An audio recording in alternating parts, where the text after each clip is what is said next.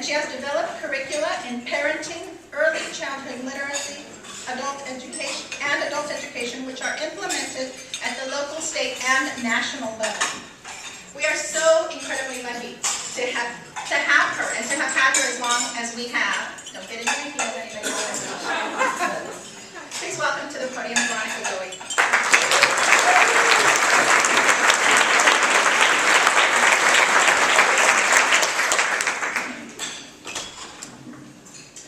Well, good morning, and thank you again for being here today. This is a very exciting moment for us, and usually you don't call it an 11th anniversary a celebration, because it's not necessarily a unique number. It's not 10, it's not 20, but for us it's a celebration. So we are calling it an 11th year celebration. And today the theme is Bridging the Gap. It is not news to any of us that there are several gaps and disparities in our community. We're looking at opportunity gap, income gap, and achievement gap. For Grail Family Services, what we have chosen to do is to focus on one area that we have long-standing expertise and that we are passionate about, and that is literacy. Over the years, we have served more than 12,000 children and their parents in East San Jose. And we have done that through programs and services, through building a children's library, through hosting a citywide summit on literacy, through engaging the community in community events to create an awareness about the importance of reading. And we have done all this to really bridge the literacy gap. We have not done this by ourselves. We have been very fortunate to partner with more than 35 organizations over the years, and many of you are here today. Some of our relationships, collaborations, and partnerships go way back to 11 years. I'm going to mention a couple of partnerships that really, truly have strengthened the organization, and one of them is Santa Clara University, that has provided Grail Family Services with hundreds of volunteers that have mentored children and worked with the staff to serve hundreds of families. And Eastside Union High School District has provided, over the years, teachers that have taught our moms English as a second language, and they have also served hundreds of families. So that's just an example that these are strong partnerships that have really built the organization over the years. For many of the families that we serve, visiting a library, like the one that we built a few years ago, has been the first exposure to a library. When you think about the fact that we live in Silicon Valley, that almost sounds like impossible. How could possibly someone living in this community have never had an opportunity to visit a library?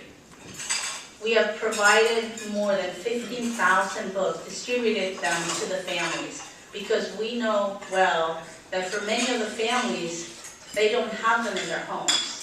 So for some of us to say that the books that we've given our families are probably the first, and in some cases the only books, it's a shock for many of our supporters that are not familiar with the realities of the families that we serve. But I'm highlighting that so that you have a better understanding of how critical is the services that we are providing. So it is literacy. And over the years, we have learned that children that are not reading by 3rd grade most likely will never catch up and will not go to high school. We have had a body of research that has supported that. Last month, the Addie Casey Foundation released a report that goes beyond to say that children that are not reading by grade level are actually 4 times more likely not to graduate from high school. But they also add to that equation that children that are coming from poverty have an either higher chance of not achieving. You think about, I love research, and my research friends in the room, don't take me wrong. But when you think about that, doesn't it sound like common sense to you? If you're not reading, you're probably not going to make it. But you're going to hear today that even though we all know some of these things, there's not enough being done to change that. And that's what Grail Family Services decided to do something about it, to change the statistic, at least for our city. So in order to make that change, Grail Family Services 3 years ago started developing the concept for the Yes We Can Read Children's Initiative. And the Yes We Can Read Children's Initiative is an effort to bridge that gap. So for the purposes of today's presentation, as you can see in the slide, we took a very thorough process in developing this concept. And I'm not going to go through each one of the steps that we took, but I'm going to highlight 3 because I think they're critical to the success of this effort.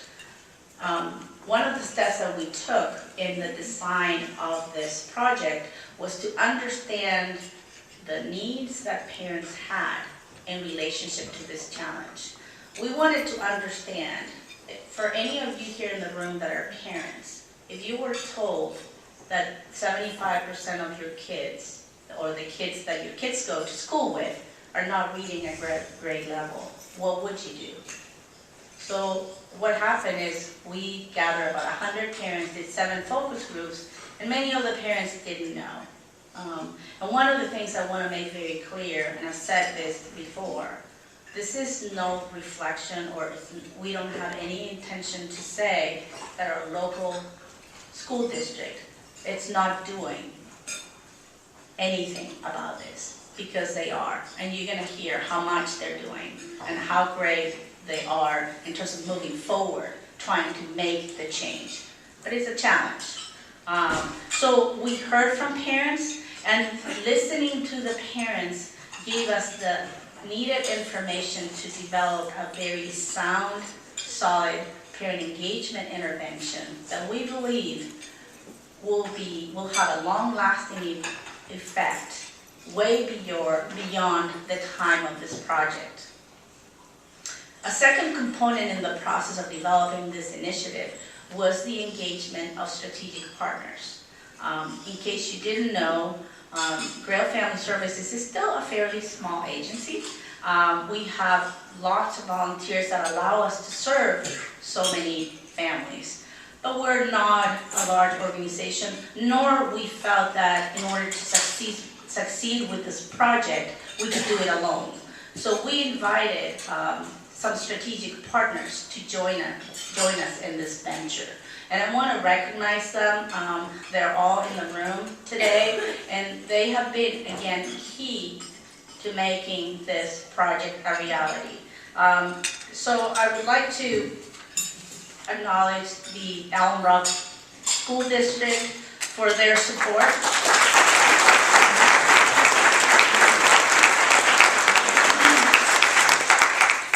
The district has not only supported this project financially, but they have opened the doors, they have given staff, and they have given us the green light to go ahead and move on into the schools.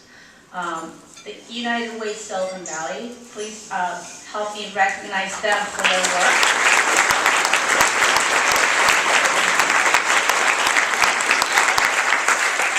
United Way Silicon Valley has not, again, only provided financial support to Grail Family Services, which is greatly appreciated.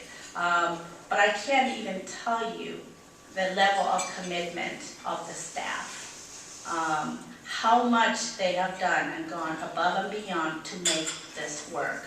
So I really think that they need to be commended for that as well, and we thank them for their support. I also want to thank the San Jose Public Library. I don't know where the library is.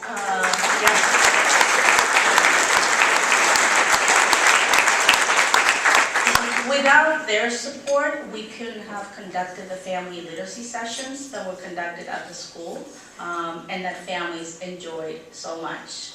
I also want to give thanks to Assembly Member Nora Campos, who couldn't join us today, but has been supported since the very beginning. And so thank you so much for the support. And you're going to hear pretty soon from one of her staff that actually is a mentor in the program. There's two other organizations, but I want to say there are two individuals that I want to recognize as well. And that is Lori Burns from Santa Clara Partnership for School Readiness and Dana Banet from Kids and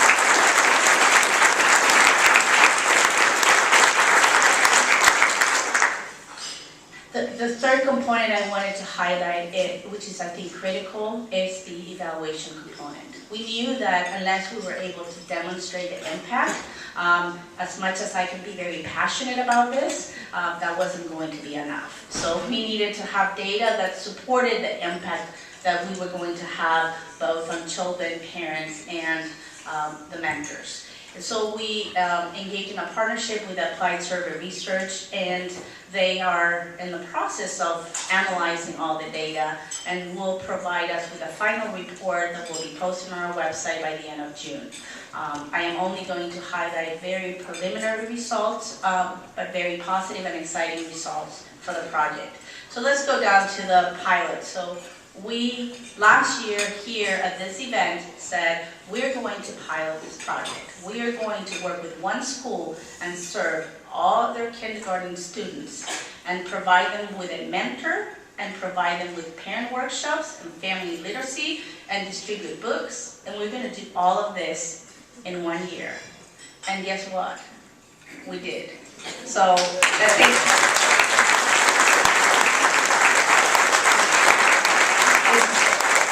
Extremely exciting because this has not been without challenges.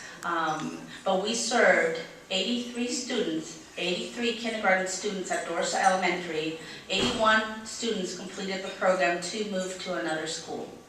In order to be able to do this, we had to, in partnership with United Way Silicon Valley, recruit, train, and match 38 mentors that are coming from all walks of life to support the project, and that have given their time, many of them full-time employees at companies such as Cisco, Lockheed Martin, the Office of Assembly Member Campos, and United Way Silicon Valley, to have taken time out of their busy schedule to be with that child week after week. And there's no way we can thank them, but we do on behalf of the children, and you'll hear the impact that that's having on the children already.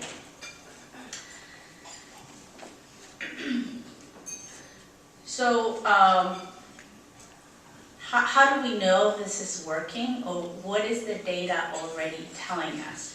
And so we're going to start by highlighting the impact that we're having on the parents. So as demonstrated, the results of the pre and post tests indicate that there has been an increase in the quality of reading time. 92% of parents have increased the frequency of which they use a literacy building behavior at home. And more important than the data, we have discovered that for many of the parents, they were very uncomfortable sharing with their kids their own cultures and their own stories. And we have worked with parents to teach them how important that practice is when you develop early literacy skills. But more important, how important it is for the self-esteem and the well-being of that child to understand where they come from and who they are. So that was an unanticipated outcome of the project, but that we are seeing more confidence on the parents in doing some of those practices that are so critical. The parent-teacher relationship is another aspect of the project that we are assessing. Parents during focus groups identified as having a relationship between them and that teacher, an important and critical component of their children's education. So we incorporated this component in which teachers attended half of the time of the parent workshop sessions to get to know the parents and to develop some of those relationships. Once again, it was the Allen Brock School District that when we went to them and presented this idea, said yes. Teachers work very hard. And I have to tell you that the 4 teachers we work with are the most committed, knowledgeable, passionate people that I have ever met. And so when someone thinks that the reading scores are not where they need to be, and we want to find one area that is not working, at Dorsey Elementary School at least, the teachers are not the problem. The teachers have done an amazing job.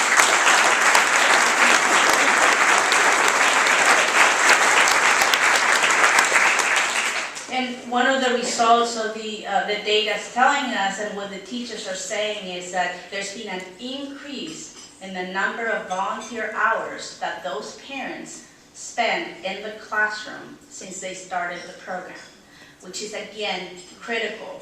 I have to read this quote from a parent. When we were assessing their needs, this one parent said, "Without parents on board and committed to their child's education, even the best school is challenged." And I couldn't agree more with that statement. What the initiative is doing for these parents, it's really getting them comfortable enough that they can go and ask the teacher. You'll have an opportunity to witness a video that we took of some of the sessions. And teachers start the sessions by reading children's books to the parents. And you should see the look on those parents' faces. They are uncomfortable making eye contact to that parent. By the end of the sessions, the parents are actually reading to the teacher. So if that's not proof enough that this is the right approach, I don't know what else to tell you, but the data is supporting it as well. So it's, excuse me, very exciting to see that we are seeing some of those anticipated outcomes actually supported now by the data. The mentor-student relationship was another important aspect of the program. And one of the goals of the Yes We Can Read initiative was to get the Silicon Valley community to embrace this challenge. Some of you know that I have been fortunate enough in my life to do volunteer work in Africa and in South America and in Central America. I have seen poverty. I have seen lack of resources. I have experienced that. So when I moved to Silicon Valley about 15 years ago, I thought, oh great, you know, we're not going to have any of those problems. And so that is part of the reason why, if in any community we can make this change, is here. Because we do have the resources. And the mentors represent a huge resource. There's definitely enough talented, creative people in this valley that can mentor a child. It's 1 hour a week, and you mentor 2 kids. And the impact, it's beyond what we can explain to that child and to the mentors. You're going to hear from our principal as she's being honored today. And she told me when we were talking about the project, the only role models that most of her kids have are teachers and police officers. So when you ask a kindergarten child or a first grader at Dorsey Elementary, what do you want to be when you grow up? That's what you're going to hear. And that's not okay, because unless you think different, Silicon Valley doesn't only need police officers and teachers. I mean, they're a great asset to the community, but we kind of need it all. And we don't have that all. We don't have what we need. And this has, again, serious implications. morally, we need to do this. But it has economic implications as well. We are not training the workforce that we need, and that's a problem. And it's economically unsustainable. There's no city that can sustain this. So it's really important, and the mentors have started doing that. So I'm going to tell you the exciting thing about this. When we started the project, we thought, well, they're going to mentor for 8 weeks. Maybe we're lucky, and they're going to mentor for 2 cycles. Well, I'm excited to report that 70% of our mentors have made a commitment to come back next year and to follow us.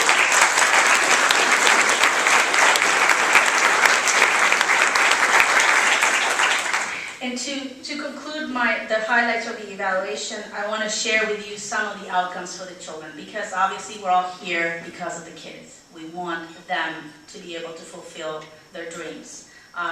So when it comes to student reading scores, we are excited for what we're seeing. At Dorsey Elementary, a benchmark reading assessment tool called Imagine It is administered multiple times each year to monitor children's progress. Several indicators of literacy development. We examined the relationship between the amount of mentoring sessions students received throughout the year and the end of the year scores on the benchmark reading set.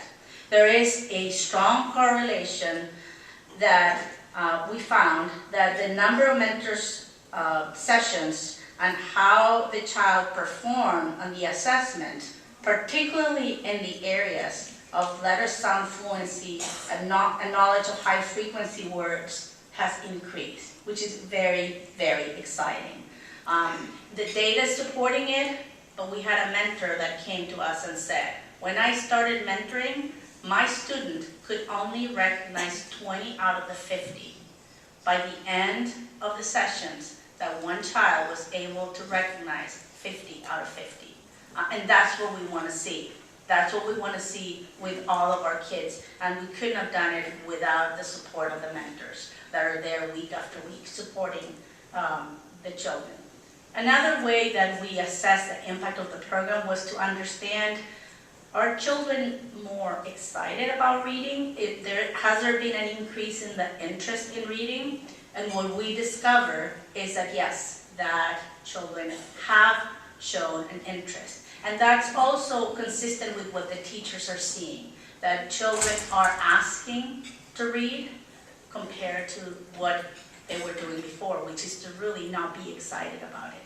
We might not see the impact of that on reading scores on year 1, but I can guarantee you we'll see the impact by 3rd grade, and that's what we want to do. I want to close with a quote, and some of you might think that might not be the most, you want to close with an inspiring quote.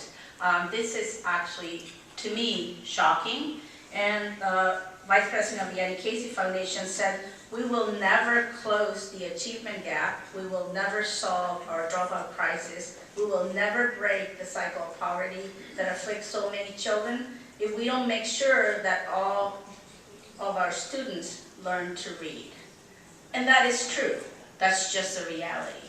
But I'm going to take that quote a little further, and I'm going to tell you that we will not be able to have all of our students reading at grade level unless this is something that is done community-wide, that it's embraced by all sectors of the community. This is not the role of the nonprofit only. This is not the role of the school district only. This is the responsibility of our elected officials, of our corporate sector, of our faith-based community, volunteer agencies. It is all of our responsibilities. So I really encourage you to continue to support the project because we are going from 81 kids to 210. And